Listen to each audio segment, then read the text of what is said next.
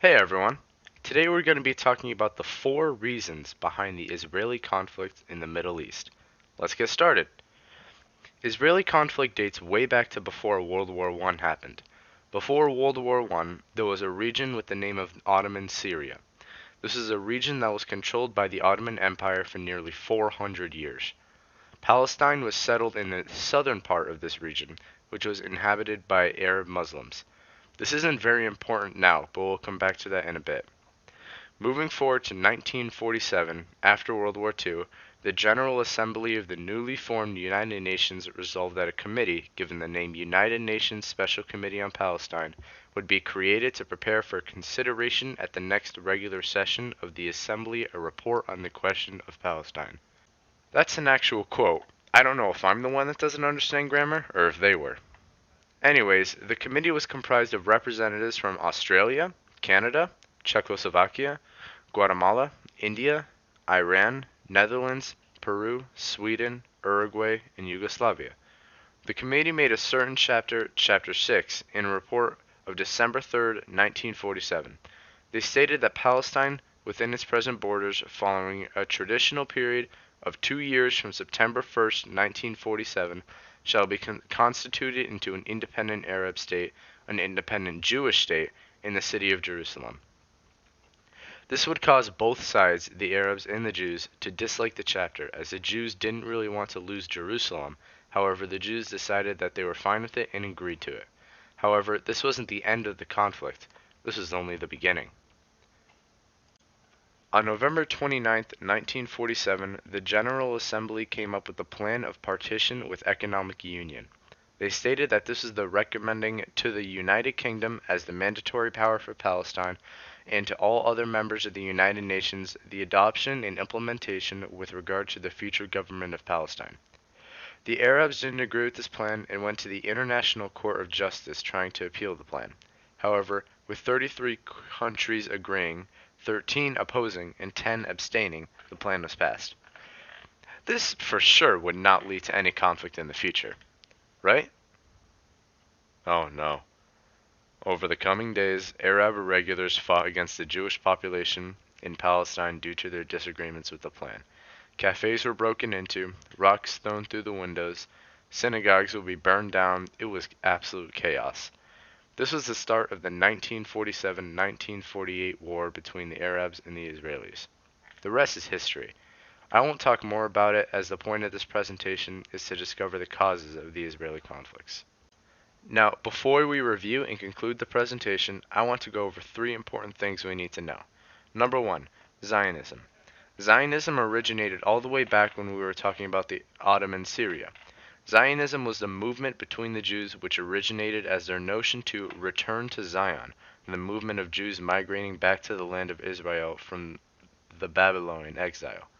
Without Zionism, Arab-Israeli conflicts may never have occurred, as the Jews perhaps would have no desire to create a Jewish state, or at least not enough organization and support to do so. The classic Zionist idea originated in the deep-rooted biblical tradition in the idea of a proclaimed land of Israel, where Jewish independence would be restored. Basically, this is the hive mind notion between the Jewish side to re-establish and develop what is now Israel. Number 2, Arab nationalism. Arab nationalism, on the other hand, was born out of the shared language, religion, Islam, and history of the Middle East region, and therefore Arab nationalists aspired to political cooperation through the Arab League. Arab nationalism was an important cause of the 1948 war, as it gave Arab nations a common enemy, enabling them to unite and fight against not only Zionism, but also Western power. This was basically Arabs calling for rejuvenation and political union amongst themselves, or promoting their collective unity. Number 3, British foreign policy.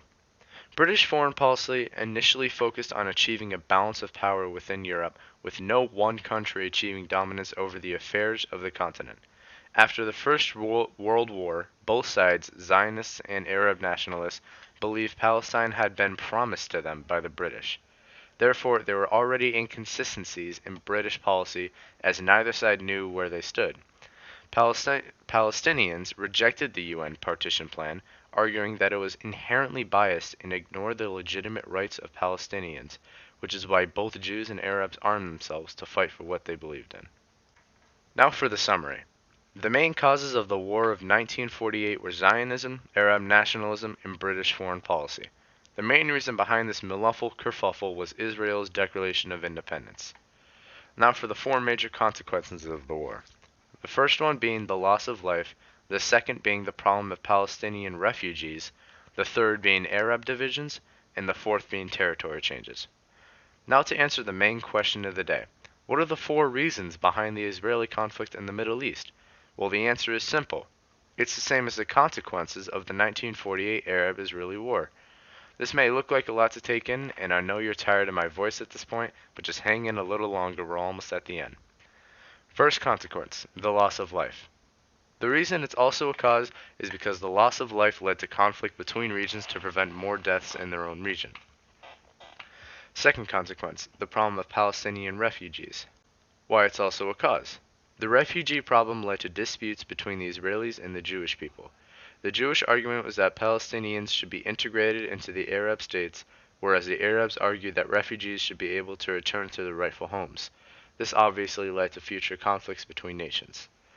Third consequence, Arab divisions. Why it's also a cause?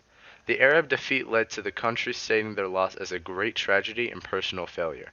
However, most significantly, the Arab defeat had important domestic repercussions. It delegitimized the existing leadership, leading to revolutions, military coups, and instability.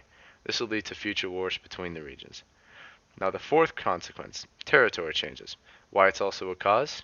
Territory is one of the main reasons for war. After the 1948 war, Israeli increased their territory size by 21%, which was of course positive for them. However, this would obviously be viewed as negative for the Arabs, as it increased hostility from the Arabs who believed Israel should have no land whatsoever. Wow, greedy much? And that's it. Case closed. Mic drop. Dramatic pause. Wait for standing ovation. No? No one? Alright, no. I get it. I wouldn't even know if you did it anyways. Well, anyways, that's all, folks. Thanks for listening, and I hope you enjoyed. I would also like to add on my apology for my chair. It's extremely squeaky. It's like 3 years old, so, my bad.